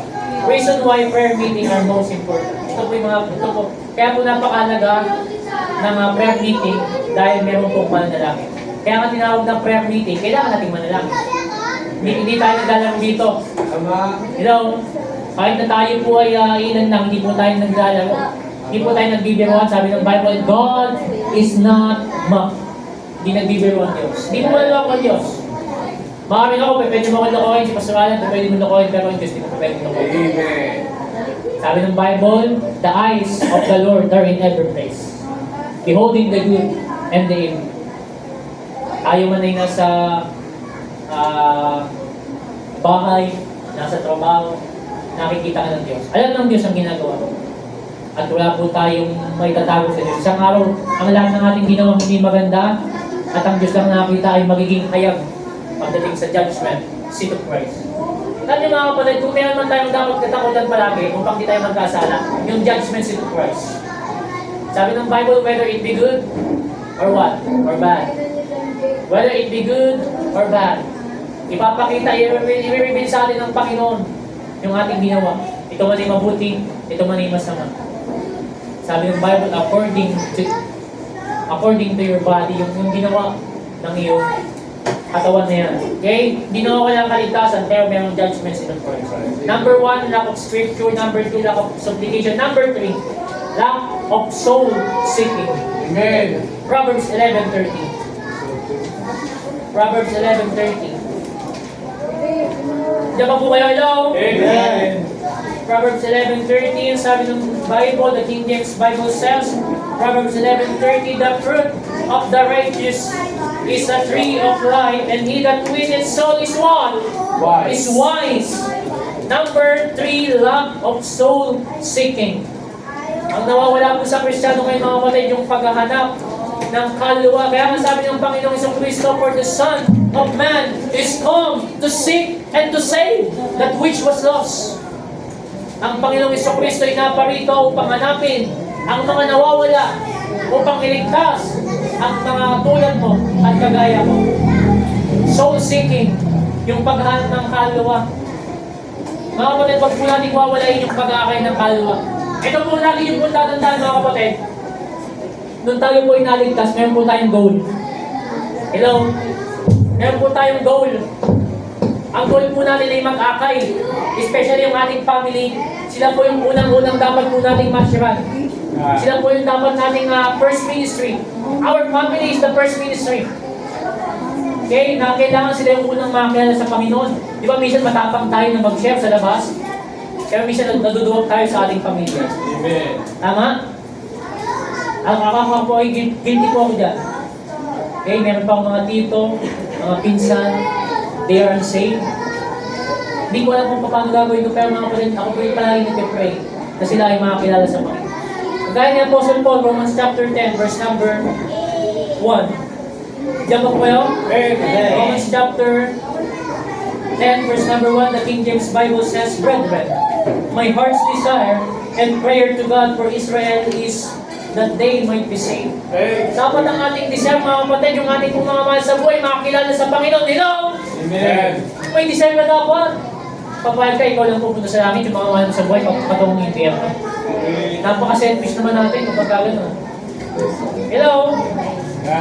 Subpoint letter A, witnessing of Christ. Romans chapter 1, verse number 16. Sabi ng Bible, for I am not ashamed of the gospel of Christ, For it is the power of God unto salvation to everyone that believeth, to the Jew first and also to the Greek. Subpoint letter A, witnessing of Christ. Yung ipinapakilala mo si Kristo. Mahalaga mga kapatid na tayo po sa Christian, pinapakilala po natin si Kristo. Ang buhay Kristiyano, hindi po paramihan na kaya na doktrina. Hello? Amen. Ang tanong, gaano na ba karami nadala mo sa Panginoon ng kaluluwa? Maraming matalino ka sa doktrina, maalam ka pagdating sa Bible, ang tanong, nakapag-akay ka naman ng kaluluwa sa Panginoon? That's the good question. Hello? Minsan nakakaya sa Panginoon, nadadagdagan yung ating kalaman, pero yung nakakay natin sa Panginoon, hindi nadadagdagan. Hello? Ilan taon ka na sa buhay Kristiyano? 24. Ilan taon na po tayo sa ating buhay Kristiyano? Kung hindi mula pagkabata, Kristiyano ka na? May nadala ka na ba sa Panginoon? Thank God sa mga Kristiyano ka na may nakakay na sa Panginoon na mismo sila yung nag-share. At nabaptize pa ng kanilang inakay. Praise God. Pero yung iba mga kapatid, nakakalimot isipin, ang tatanda na sa ministry, mga wala pang nakakay sa gawa ng Panginoon. Why? Anong inuna? Hello? Minsan mga kapatid, huwag po tayong maging palabuti sa ministry. Huwag po tayong maging pabebe kapag dating sa gawain po ng Panginoon. Pag tinanong mo anong ambag mo sa ministry, gansa lang. Alam niyo ang ambag mo sa ministry, nagbubuhan lang. Say mo na, mga kapatid, kung ganon. Anong inambag mo, naging palabuti ka lang. Ang tawag sa'yo flower base, hindi ka vessel ang tono. Di ba ang flower base, kagaya na ito, display lang. Pero yung vessel, siya po isisidlat na gamit. Na kung saan, tapayan, alam niyo tapayan? Or banga? No, malayo na Tagalog. Yung mga banga, iniimbakan ng mga ulam. O yung banga na kung saan maglagay ka ng tubig doon, balikan mo 30 minutes, malamig na kahit walang yelo. Yeah. Di ba? Kaya nga masarap mga kapatid yung mga lumang, kung iisipin mo yung old school, no? Napakaganda ng kanilang pamumuhay, napakasimple, walang hassle. Pero mga kabataan ngayon, worldly.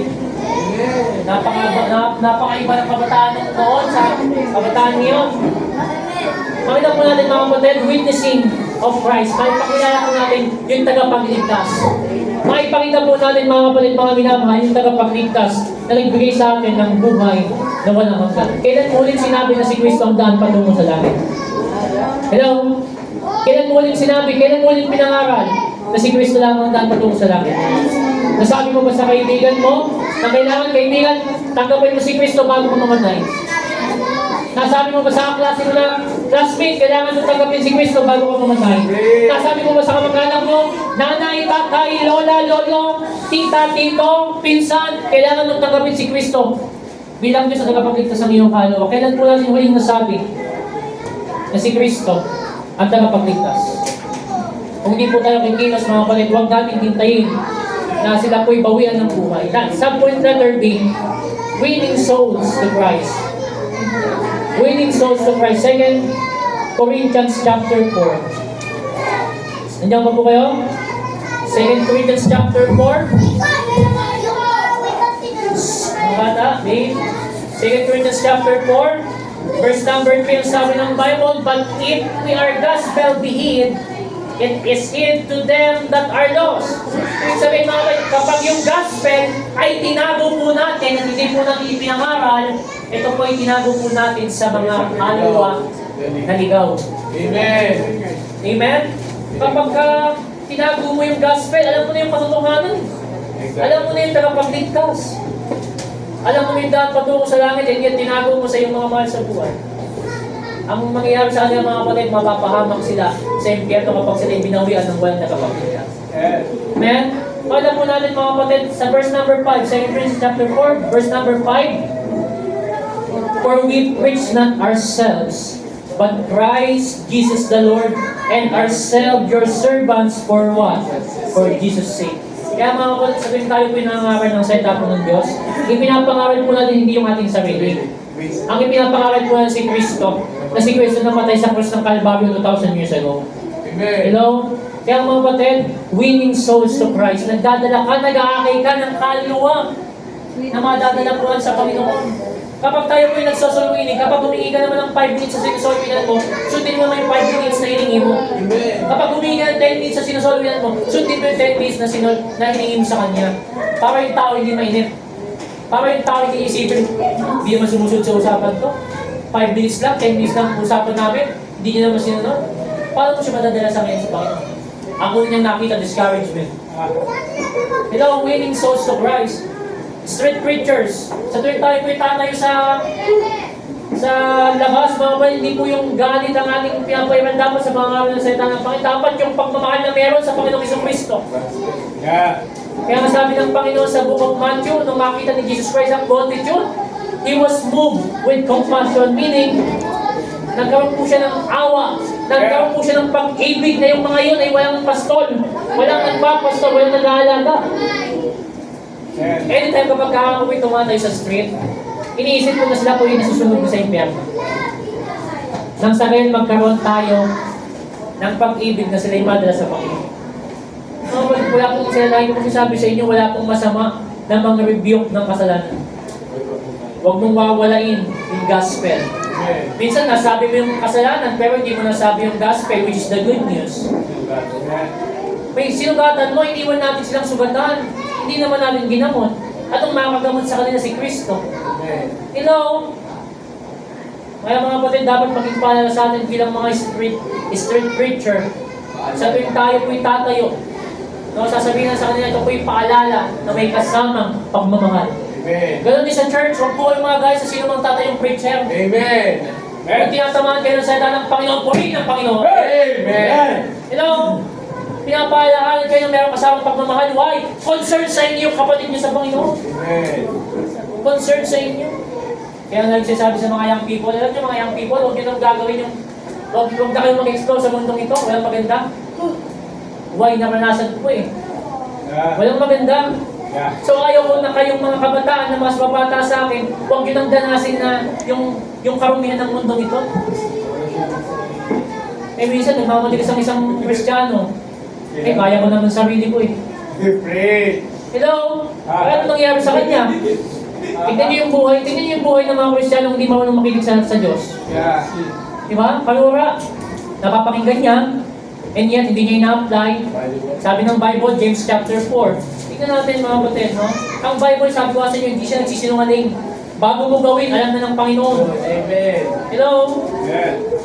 James chapter 4. James chapter 4, verse number 17. Sabi ng Bible, therefore, to him that knoweth to do good, and doeth it not, to him it is sin. Malinaw ang sinasabi ng Bible, therefore to him that knoweth to do good and doeth it not, to him it is sin. Napakinggan mo na yung salita ng Panginoon, and yet, hindi mo ina-apply. Sabi ng Bible, ito yung kasalanan sa Diyos. Amen.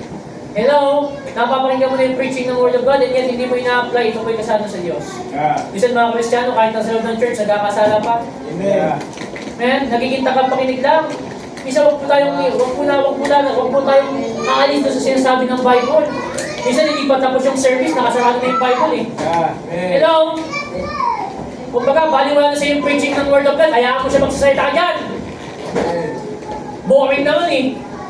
Wala pong boring sa pakikinig ng preaching ng Word of God. Tandaan niyo mga kapatid, kapag dumating sa inyo yung punto na boring na ang pakikinig ng Word of God, you are a backslider. Kapag hindi mo na na-enjoy ang preaching ng Word of God, you are a backslider.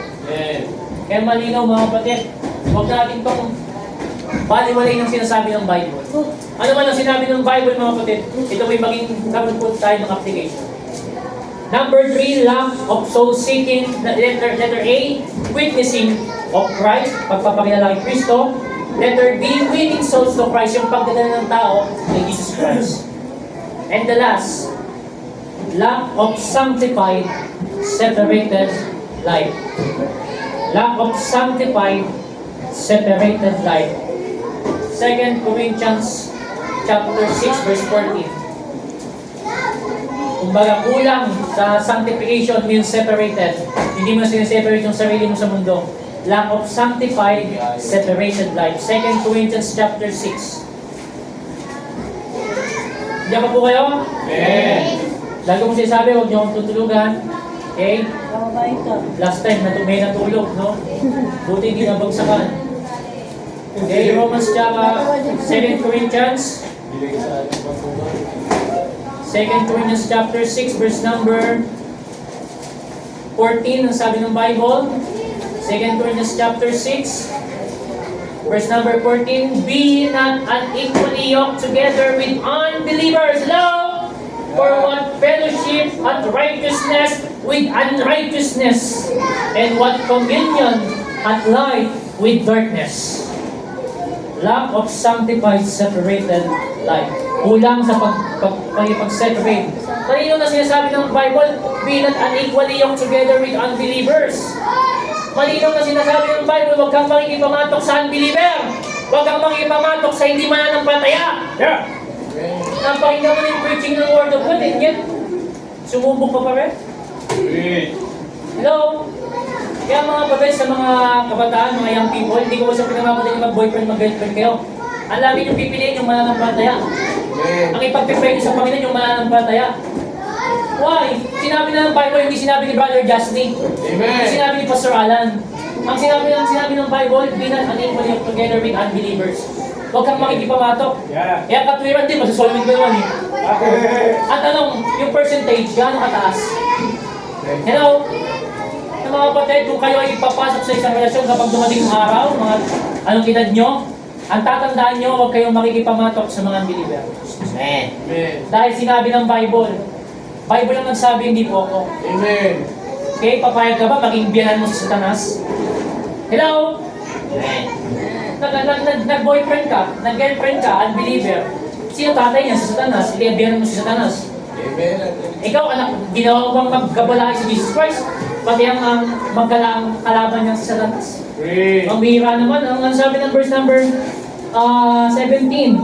2 Corinthians chapter 6 verse 17, wherefore, come out from among them, and be ye what? Be ye separate, saith the Lord, and touch not the unclean thing, and I will receive you. Malinaw na sinasabi ng Bible, be ye separate. Kailangan yung ating pong mga sarili, mga minamahal sa Panginoon, i-separate po natin sa mundong ito. Amen. Ang mundo pong ito ay napaka magulo. Okay? Sabi ng Galatians chapter 1, verse number 4, this present evil world. Hindi lamang siya a worldly na kung saan tinawag siya ng Bible, evil world. Amen. Hello? Sabi nga ng Bible, dwelleth no good thing. Kaya basta po natin, be separate. Mga kapatid, wala pong problema na i-separate po natin yung ating sarili sa mundo. Huwag naman po yung papasok tayo sa isolation. Minsan may mga Kristiyanong ina-isolate yung sarili nila. Hindi po ganun. Separation. Yung sineseparate mo yung sarili mo sa mundo. Na kung saan hindi ka na pwede na kunin ng mundong yan.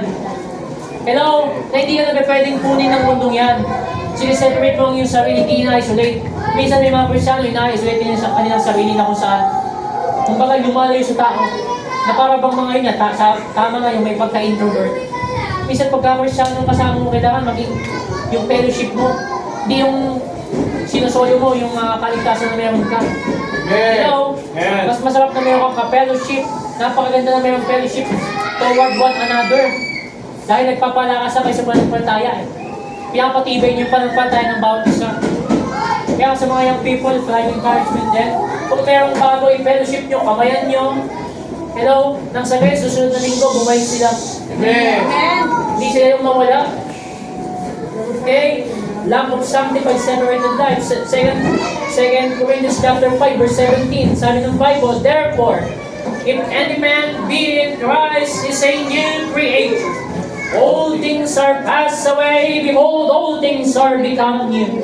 Mga kapatid, bago ka ng nilalang, nung tayo po ay nakakilala na sa Panginoong Kristo, bago ka ng nilalang. Sabi nga nung awitin, bago na ang lahat. Nung tanggapin ko, sino? Jesus Christ. Nung tanggapin ko si Kristo, bagong nilalang ka na. Yung dating just na hindi na yun.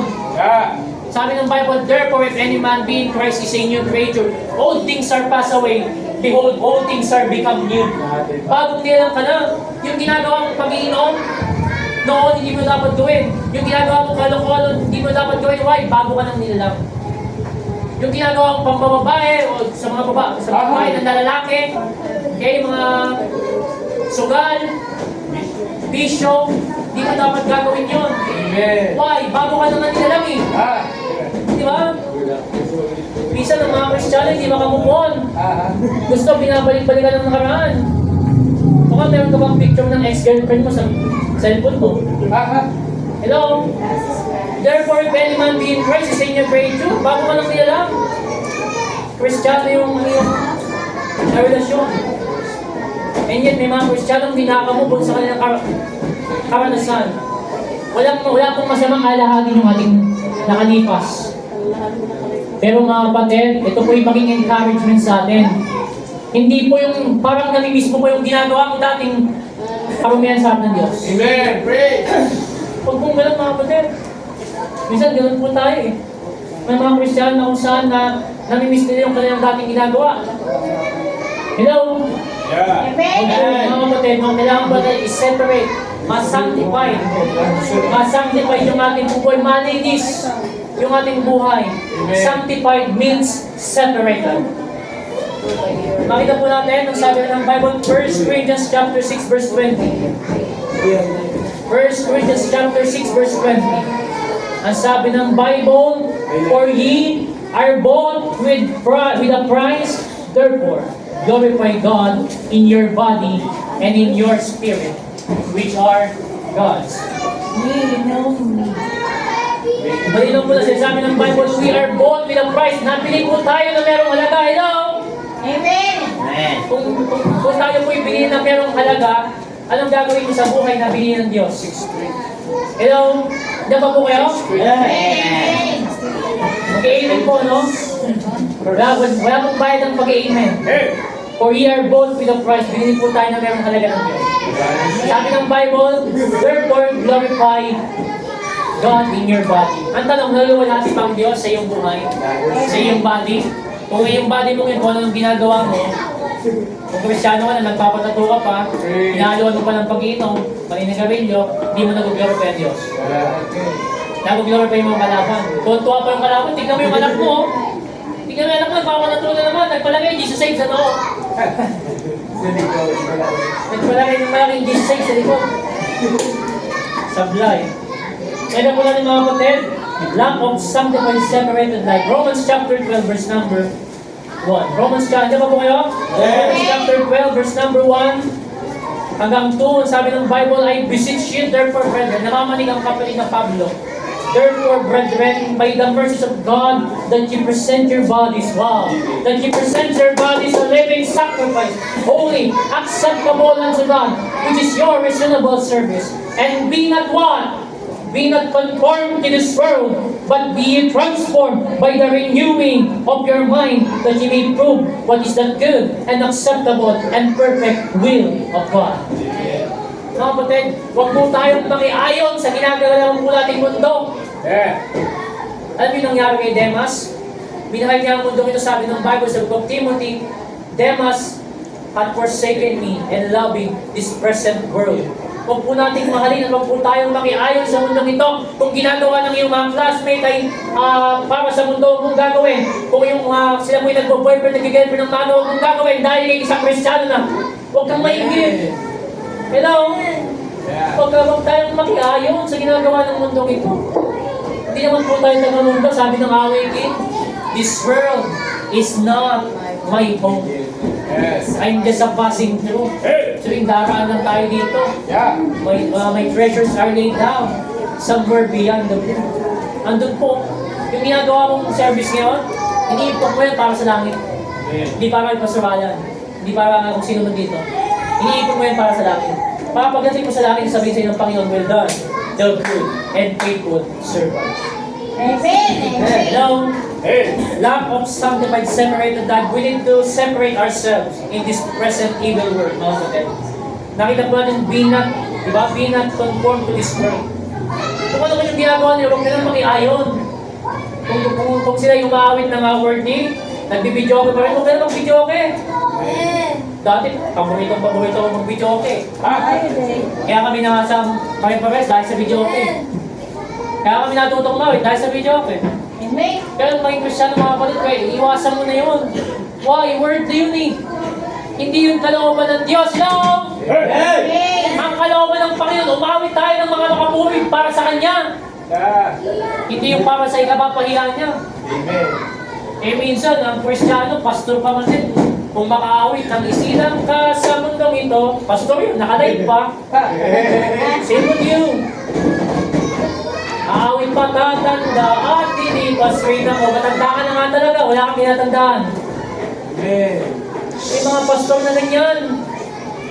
Na kung saan sila nagpipreach siya ng Word of God. Nagpipreach siya against sin. Pero sa kanila mismo, walang application. Tama po? Amen. Yung mga kapatid, no, nakakalapot sa mga ganong pastor. Sabihin nila, ilang taon na akong pastor? 40 years plus na akong nagpapastor. Sa lagay, 40 years plus ka nagpapastor, worthy ka pa rin kumanta, nakalive ka pa. May mga nagpo-comment pa, mga uto-uto. Sabi, ang dali mo naman pastor. Ang bihirang buhay yan. Ang naluwalhati, hindi yung Diyos, ang naluwalhati yung tao. Hindi napis ang Diyos, ang napis yung tao. Kaya nga tayo pinagbabawalan mo, mawit sa mga ganyan eh. Why? Ang nalulugod yung sarili mo. Ang nagpipis ikaw, hindi ang Diyos. Glorify God in your body, in our body. You know? Amen. Alam po na ni mga kapatid, 2 John chapter 2 verse 15. Ay 1 John chapter 2 verse 15, makita natin yan. Sabi ng Bible, love not the world, neither the things that are in the world. If any man love the world, the love of the Father is not in him. Malino na sinasabi ng Bible, kung mahal mo ang mundong ito, o kaya yung mga bagay na nasa mundong ito, ang sabi ng Bible, ang pag-ibig ng Ama ay wala sa iyo. Hindi ka mahal ng Diyos. Sinabi nga sa James chapter 4, verse 4, ikaw ay enmity or enemy of God. Kapag ikaw pala ay kaibigan ng mundong ito, ikay kalaban ng Diyos. Tayo ay kalaban ng Diyos. Kaibigan mo ang mundong ito, worthy. Andyan ka pa rin? Kaya sabi ng Bible, love not the world, neither the things that are in the world. Ano ba yung mga nasa mundong ito? Salapi. Kaya sabi ng Bible, di ba? For the love of the money is the root of all evil. All evil! Di lamang siya ang evil, sabi ng Bible, all. Lahat po nagkasisimula sa pagmamahal dahil sa pera. Wala pong masamang magkapera. Ang maganda yung pera gamitin mo. Hindi yung pera gagamit sa'yo. Yung pera gamitin para sa gawain ng Panginoon. Hindi gamitin para sa pansarili lamang. Minsan, paldo-paldo tayo makapagmaili sa ating mga sarili, pero pagbigay sa Diyos, di tayo makapagbigay. Hello? Kala mo mga galante tayo kung makapagmaili tayo sa ating mga cellphone, pero pagbibigay sa Diyos, sablay tayo. Hindi mo nakakaya sa Panginoon. Binigyan ka ng papapala ng Diyos, yung sa Diyos, hindi mo binili. Hindi mo binigay, hindi mo binali. Hindi mo nakakaya sa Diyos. Ang ganda ng bago kong damit. Yes. Hindi mo nang binalik yung power sa Panginoon. Kaya mga kapatid, no, ito yung natutunan ko lang din, no, sa mga mas ahead. Alam niyo po, kapag kayo po kumikita na, sa loob ng isang linggo, kung ano yung kinita nyo, ibawat siya ng 10%. Ihiwalay nyo na. Kung sa araw-araw kumikita ka, kung kumikita ka ngayong araw na ito, kumita ka example, 500, magkano sa Panginoon doon? 10%. 50. Tago mo na yung 50 para di mo magalaw, para di ka magkasala sa Panginoon. Amen. Brad, estudyante lang po kami. So kung magkano ang baon mo sa araw, magkano ang baon mo, example, ang baon mo yung 150, magkano ang 10% ng 150? 15 pesos. Iwala yung 15 pesos. May discount pa. Ha? May discount. May discount na siya. Pakita po natin, 15 pesos. Iwalay mo na yun. Ang gagastusin mo, anong mas malaki? Yung 135 o yung 15 pesos? Mas malaki pa rin yung sa'yo kaysa sa Diyos. Kung tutusin nyo, dapat lahat yun sa Diyos eh. Why? Binigyan ka niya ng buhay na walang hanggan, na walang kasing kahalaga. You know? Eh kung sa araw-araw, pumapasok ka na 5 beses sa isang linggo, kung 150, makailang 15 ka, hindi may pagdating ng Sunday, meron kang tithes. Kahit po yung tithes. Mga kapatid, ang ganda na tayo po yung matuto magbigay. Tayo rin po ang gagamitin sa gawain po dito. Huwag po tayong umasa sa mga nagsusupport, hindi habang buhay magsusupport yan. Amen. Kung sino ang member ng church ay ang unang gagamitin ng Diyos. Amen. Tayo po ang unang gagamitin ng Diyos. Huwag po tayong maging malamon sa Diyos. Binigyan niya ng buhay na walang ganin. Yan, yung living sacrifice according sa Romans chapter 12 verse 1, hinihingi ng Panginoon, hindi mo maibigay.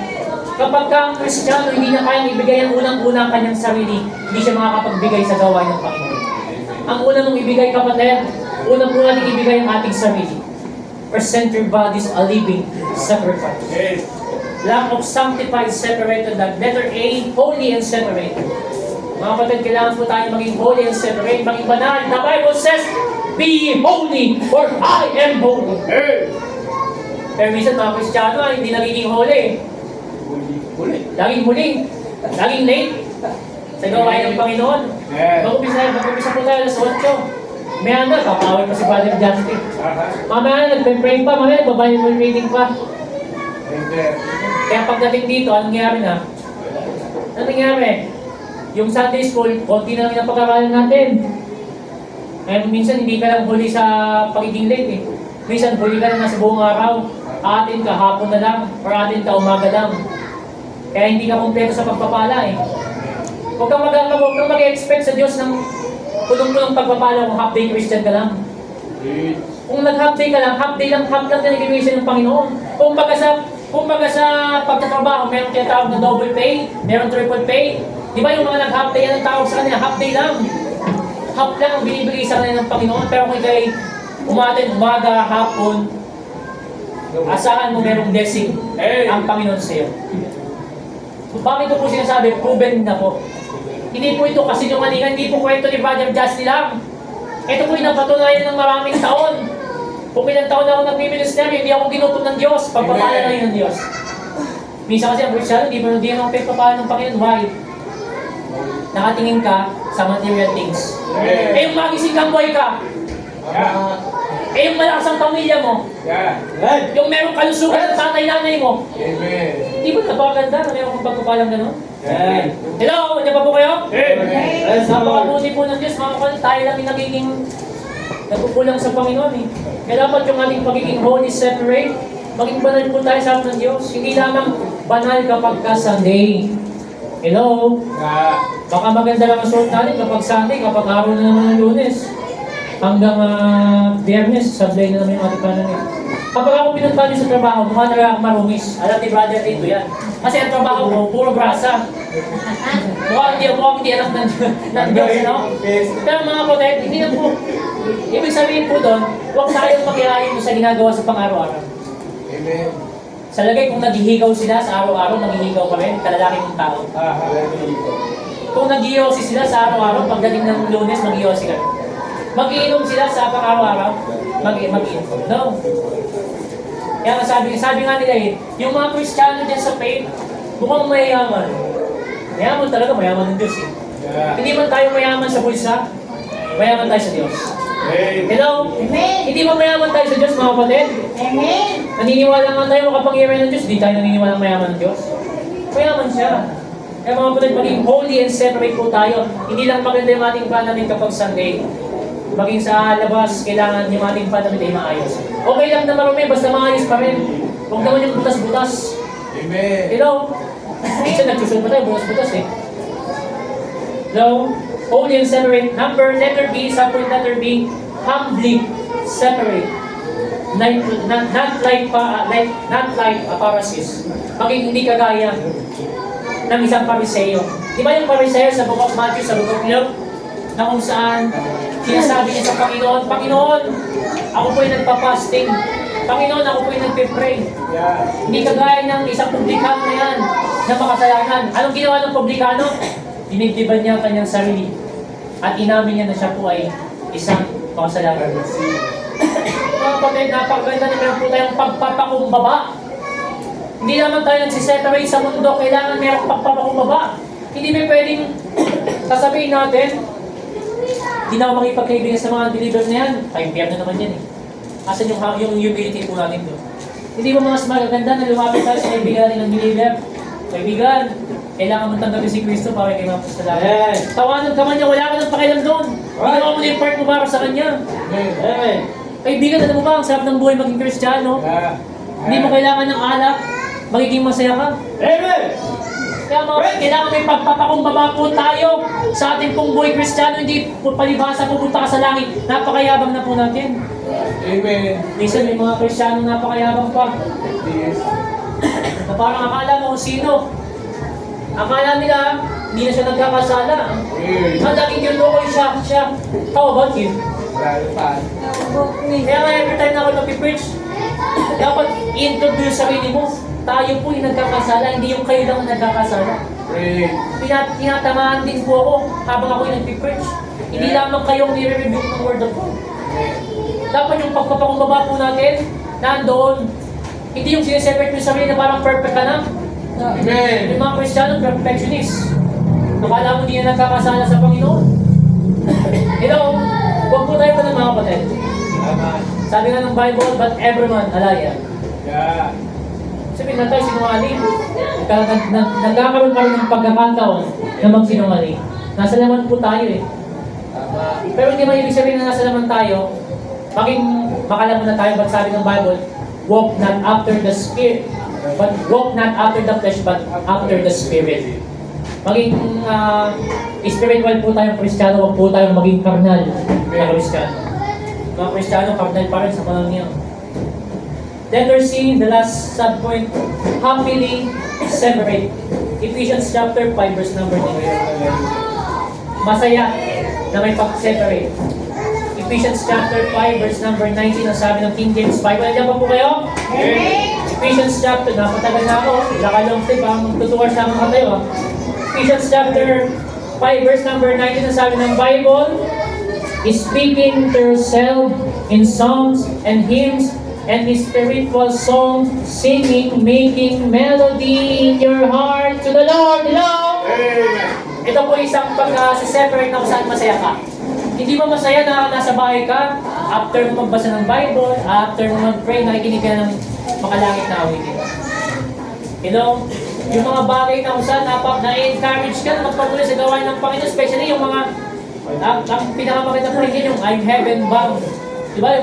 Inawit natin palagi yan, I'm heaven bound. Oh, hallelujah. Kasi alam mo, langit ang punta mo. Hello? At minsan yung mga awitin na kung saan about sa dugo. Natutuwa tayo dahil merong Kristo na nagbigay ng dugo. Merong dugo na kung saan tumubos sa kasalanan na meron po tayo.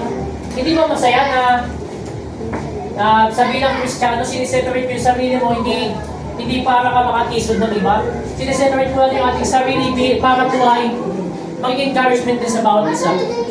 Alam niyo po mga kapatid, ito po isang patotoo.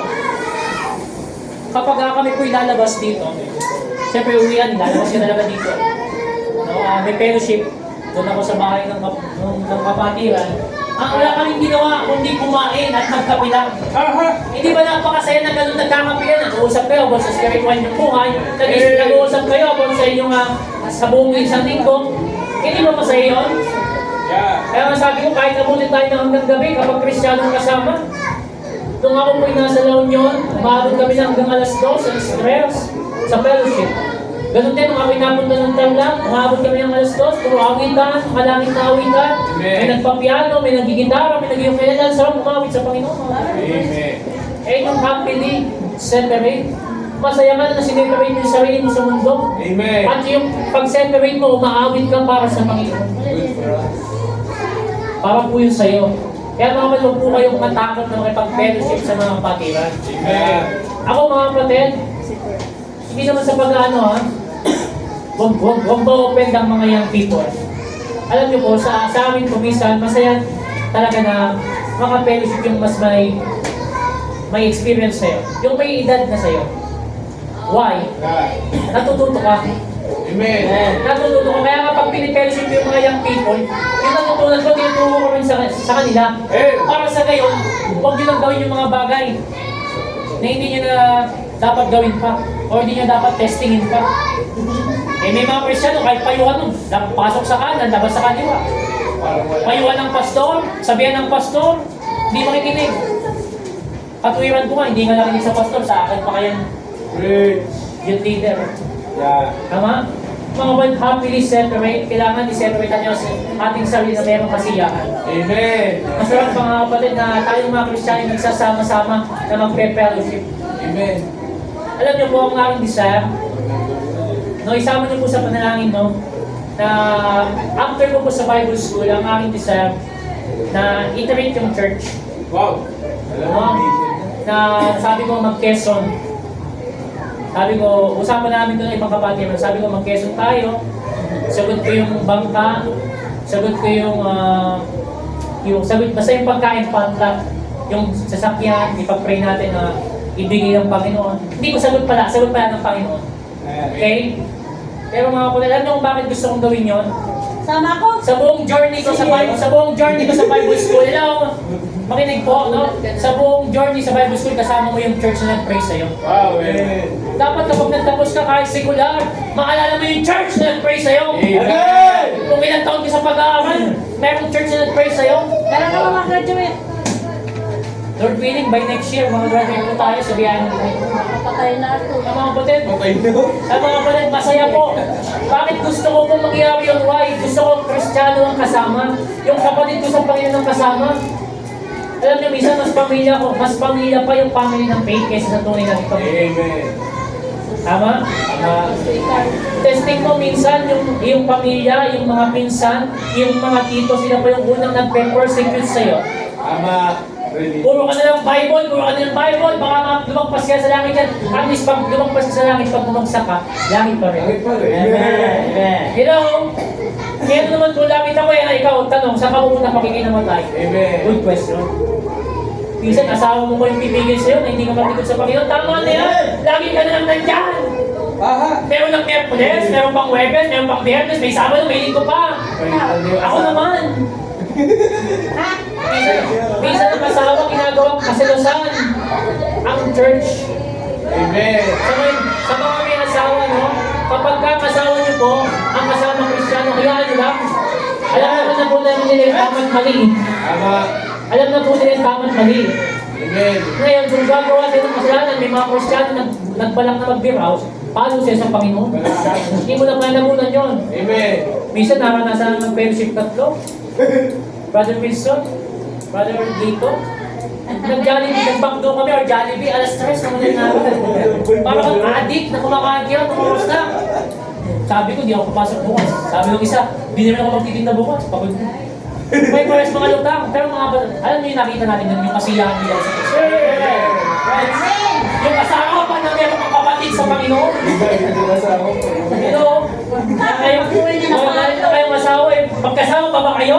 Magkasama pa po. Hindi naman siya nawawala. Uwi pa rin sa'yo. Hello, mga kapatid. The title of this message, Life Without Power. Kung gusto niyo pong magkaroon ng kapangyarihan, ang inyong buhay, magkaroon ka ng scripture reading. Magkaroon ka ng supplication, mag-iba yung panalangin. Number 3, magkaroon ka ng soul seeking. Una mong hanapin ang pagsusunod, pag-aakay ng kaluluwa. And the last, kailangan po natin yung ating pong buhay bilang mga Kristiyano, anak ng Diyos, i-separate natin yung ating buhay sa mundo nito. Yung ating buhay, kailangan buhay Kristiyano, hindi buhay baka-mundo. Kung ikay pagod na, kung ikay nangangailangan ng kapangyarihan, encouragement mula sa Panginoon, sabi ng Panginoon, Matthew 11:28 for our conclusion, sabi ng Bible, come unto me, all ye that are heavy laden, all ye that labor and are heavy laden, and I will give you rest. Kung napapagod ka na kapatid, kung napapagod ka na sa mundo ito, kung napapagod ka sa buhay mo, kung nag-aaral ka mula Lunes hanggang Biyernes pagod ka, nagtatrabaho ka mula Lunes hanggang Biyernes napapagod ka, sabi ng Panginoon, come unto me. All ye that labor and are heavy laden, and I will give you rest. Kung ikay napapagod, ang charging station po ng Kristiyano, ang church. Di ba ang cellphone kapag naloban, kailangan siyang i-charge? Ang charging station ng Kristiyano, walang ibang church. Amen! Amen! E paano kapag half day ka lang, hindi 50% ka pa lang? Tanong, sasapat pa yung 50% mula Lunes hanggang Biyernes? Hindi. Baka pagdating mo ng Wednesday, lobat ka na. Tama? Kaya dapat mag-church ka ng prayer meeting para makargaan mo ka 50%. Hello? Come unto me, all you that are labor in your heavy labor, and I will give you rest. Ang Panginoon magbibigay sa inyo ng Panginoon. Hello, pagod man tayo sa oras po na ito, pero meron pong kapayapaan sa ating buhay. Papatayin mo, hindi. Eh, tayo po'y manalangin sa ating pong pagtatapos. Tayo po'y manalangin sa ating pong pagtatapos sa tanghali po nito. Dakilang Diyos sa mga banal na sa langit na makapangyarihan sa lahat. Salamat po, Panginoon, muli sa pagkakataon at oras po nito na ibinigay niyo po sa bawat isa po sa amin. Salamat Panginoon sa pag-ibig unang-una. Salamat sa buhay naman ng God. Salamat sa mensahe niyo Panginoon na bibigay ko sa amin ng kapangyarihan para magpatuloy sa inyo pong gawain. Panginoon, alam po namin ang bawat isa ay mayroong kahinaan. Pero Panginoon, lumalapit po kami sa inyong luklukan ng awa. Humingi po kami ng tulong at gabay upang kami po ay lumakas sa spiritual. Panginoon, maraming pong salamat sa oras po nito. Pagpalain niyo po ang bawat isa po sa amin. We have been praying sa araw po ng bukas Lunes. Yung mga bagay na hindi po namin i-apply, may apply na po namin. Pray po kami pagising po namin sa umaga. Pagbasa po kami ng Bible at least one chapter, Panginoon, a day. Kaya kailangan po namin, Panginoon, na sundin ang inyong salita. Kaya masabi po ng Bible, Panginoon, if you love me, keep my commandments. Keep means to obey. Sabi po ng Bible, obedience is better than sacrifice. Panginoon, maraming pong salamat sa oras po nito. Na hindi lamang po kami magbasa ng Bible, magkamit po kami ng time na manalangin patuloy sa inyo. Yung tinatawag kong supplication. Huwag po kami magkulang na ng pananalangin at panampalataya sa inyo. Kaya sabi nga po ng Bible, a man can receive nothing except it be given him from heaven. Ang lahat po ng bagay, Panginoon, na meron po kami ay nagmumula po sa inyo. Panginoon, kailangan din po namin matuto na mag-soul seeking, mag-akay ng kaluluwa, magdala sa inyo pong pana ng kaluluwa, upang sa rin ng Diyos ang mga kaluluwang ito ay magkaroon ng kaligtasan at magkaroon ng kasiyahan katulad po namin. At higit sa lahat, meron pong buhay na walang hanggan. Panginoon, nais din po namin ng aming pong buhay ay magkaroon ng separation mula po sa mundo ito. We have been praying, Panginoon, mga Kristiyano, kami pong mga Kristiyano ay maging spiritually minded, not carnally minded, Panginoon. Di po kami maging carnal, Panginoon, bagos maging spiritual po kami sa inyo pong harapan. Panginoon, ano man ang aming nagagawang kasalanan, patawad. Kami po ay nagpapakumbaga, lumalapit sa inyong luklukan ng awa, patawad sa lahat ng aming mga pagkukulang, pagkakasala sa inyo. Lord, again, salamat po sa tanghali po nito, sa araw po nito. Mahal na mahal ka po namin, Panginoon. Ito po ang aming panalangin na nagpupuri at nagpapasalamat sa inyo sa pangalan ni Jesus. Amen. And amen. Brother Wilson. Amen!